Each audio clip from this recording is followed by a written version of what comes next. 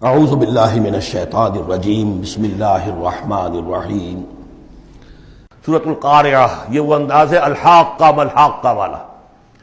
بسم اللہ الرحمن الرحیم۔ القارعہ ملقارعہ وما ادراک ملقارعہ، وہ کھڑکھڑانے والی۔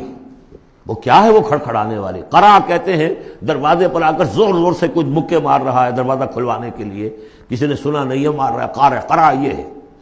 القارعہ، جب وہ آئے گی قیامت تو گویا کہ اس پوری دنیا کو کھڑکھڑائے گی۔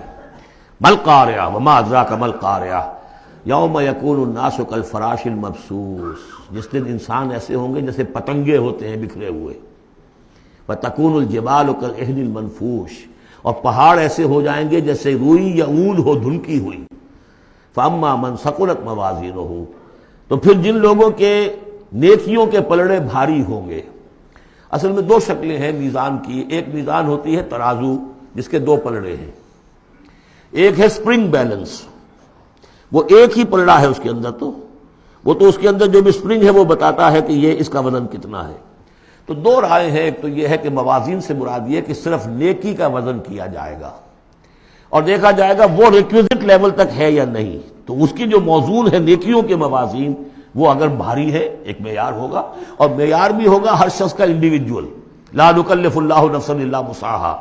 اگر اس کے اپنے شاکلہ، اس کے اپنے جینز، اس کے اپنے جو بھی ماحول کے اثرات تھے، ان سب کی رعایت کرنے کے باوجود ایک مطلوبہ مقدار تک نیکی کا عنصر نکل آیا، فاما من ثقلت موازینہ فہو فی عیشۃ راضیہ، وہ ہوگا بڑے عیش کی زندگی میں جس میں اس کے لیے رضا ہی رضا ہے، راضی رہے گا ہمیشہ، جو ہے اس کی زندگی جو ہے خوشی پر ہوگی، خرم۔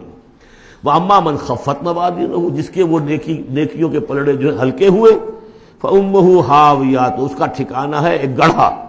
وما ادراک ما ہی، اور جانتے وہ گڑھا کیا ہے؟ نار حامیہ، آگ ہے دہکتی ہوئی۔ اللہم اجرنا من النار یا مجیر یا مجیر یا مجیر۔ صدق اللہ العظیم۔